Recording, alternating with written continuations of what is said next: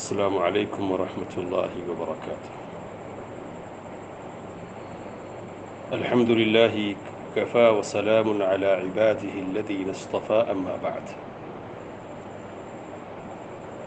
قال النبی صلی اللہ علیہ وسلم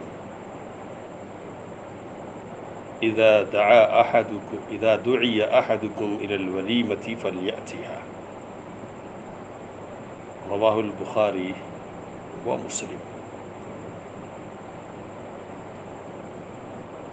نبی اکرم صلی اللہ علیہ وسلم نے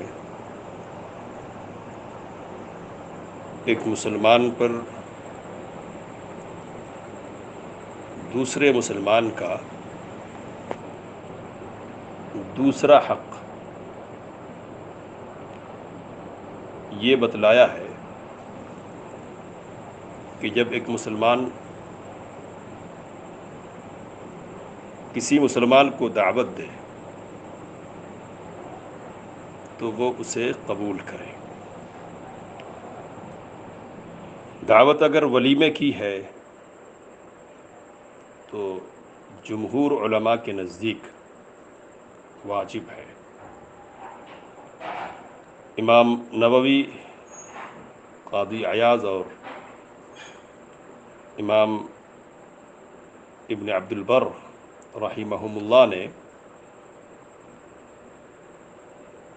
اس کے واجب ہونے پر علماء کے اتفاق کی بات کہی ہے، یعنی سارے علماء کا اتفاق ہے۔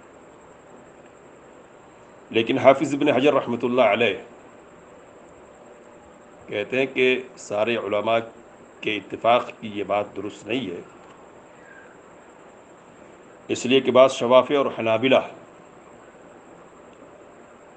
اس کے بھی مستحب ہونے کے قائل ہیں، اور بعض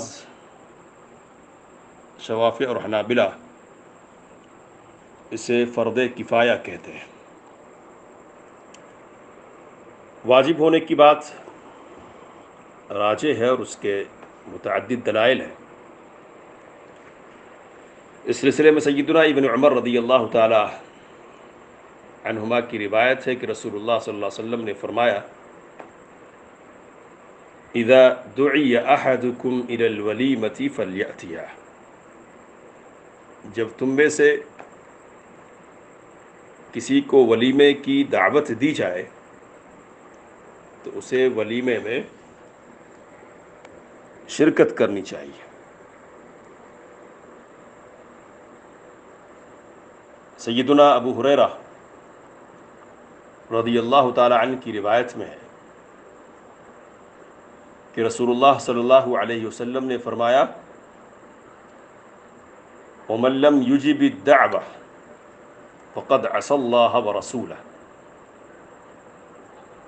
جس نے دعوت قبول نہیں کی اس نے اللہ اور اس کے رسول صلی اللہ علیہ وسلم کی نافرمانی کی۔ اس روایت میں دعوت کو قبول نہیں کرنے کو نبی اکرم صلی اللہ علیہ وسلم نے معصیت اور اللہ اور اس کے رسول صلی اللہ علیہ وسلم کی نافرمانی سے تعبیر فرمایا۔ معصیت اور نافرمانی کا لفظ کسی واجب کے چھوڑنے پر ہی بولا جا سکتا ہے، تو معلوم ہوا کہ دعوت قبول کرنا واجب ہے۔ اسی طرح سیدنا ابو ہریرہ رضی اللہ تعالی عنہ سے ایک اور روایت ہے کہ رسول اللہ صلی اللہ علیہ وسلم نے فرمایا اذا دعی احدکم فلیجب، جب تم میں سے کسی کو دعوت دی جائے تو اسے دعوت قبول کرنی چاہیے۔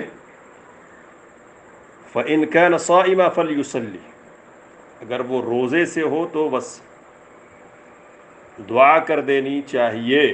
وإن كان مفطرا، اور اگر روزے سے نہ ہو تو اسے کھانا چاہیے۔ سیدنا جابر بن عبداللہ رضی اللہ عنہما سے مروی روایت کے الفاظ ہیں فإن شاء طعم وإن شاء ترک، حاضر تو ہو، پھر اگر وہ چاہے تو کھائے اور چاہے تو چھوڑ دے. تو چاہے تو کھائے اور چاہے تو چھوڑ دے، علماء یہ کہتے ہیں کہ یہ نفلی روزے سے متعلق بات ہو رہی ہے. ظاہر سی بات ہے کہ فرض روزوں کے سلسلے میں یہ اختیار نہیں ہوگا. اب اس روایت سے بھی یہی بات معلوم ہو رہی ہے کہ دعوت میں کم از کم شرکت ضروری ہے. روزے کو بھی اس سلسلے میں عذر نہیں ٹھہرایا گیا ہے. بعض علماء نے دوسری دعوتوں میں شرکت کو بھی واجب کہا ہے، اور اس سلسلے میں عبداللہ بن عمر رضی اللہ عنہما کی روایت کے ان الفاظ سے استدلال کیا ہے کہ رسول اللہ صلی اللہ علیہ وسلم نے فرمایا اذا دعا احدکم اخاہ فلیجب عرسا کان او نحوا. جب تم میں سے کوئی اپنے بھائی کو دعوت دے تو اس بھائی کو دعوت قبول کرنی چاہیے، خواہ دعوت شادی کی ہو یا کوئی اور دعوت ہو. تو دعوت شادی کی ہو یا کوئی اور دعوت، ہر قسم کی دعوت میں شرکت کی بات نبی اکرم صلی اللہ علیہ وسلم نے کی ہے. اس بنیاد پر کہتے ہیں بعض علماء کہ دوسری دعوتوں میں شرکت بھی ضروری ہے، واجب ہے. لیکن جمہور علماء یعنی علماء کی اکثریت دوسری دعوتوں کو مستحب کہتے ہیں. بہرحال ایک مسلمان کو چاہیے کہ وہ اپنے مسلمان بھائی کی دعوت قبول کرے، الا یہ کہ کوئی عذر ہو اور دعوت جو دی گئی ہو اس دعوت میں دعوت کی قبولیت کی شرطیں پائی جاتی ہیں. دعوت کی قبولیت کی شرطیں کیا ہیں، اس پر انشاءاللہ ہم اگلے درس میں گفتگو کریں گے. یہاں یہ بات ہم کو سمجھنی ہے کہ دعوت کی قبولیت کی اس قدر تاکید نبی اکرم صلی اللہ علیہ وسلم کی طرف سے کیوں ہے. تو اس تاکید کی وجہ یہ ہے کہ مسلمان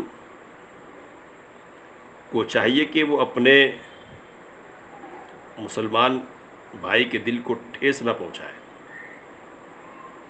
اس کو کبیدہ خاطر نہ کرے اور اس کے ساتھ احترام کا معاملہ کرے. ایک مسلمان جب مسلمان بھائی کی دعوت کو قبول کرے گا تو دعوت دینے والے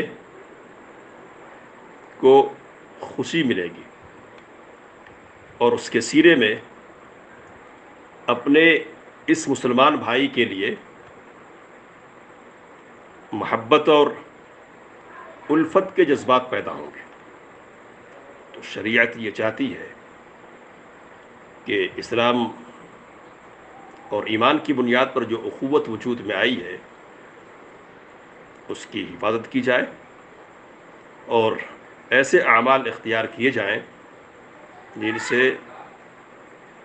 اس حفاظت کو مدد ملے اور اخوت و محبت کا رشتہ مضبوط سے مضبوط تر ہو جائے، نہ کہ ایسی کوئی حرکت کی جائے کہ جو اخوت کے اس رشتے کو کمزور کرنے والی ہو اور محبت و الفت کے جذبات کو اور باہمی احترام اور مودت کی فضا کو مقدر اور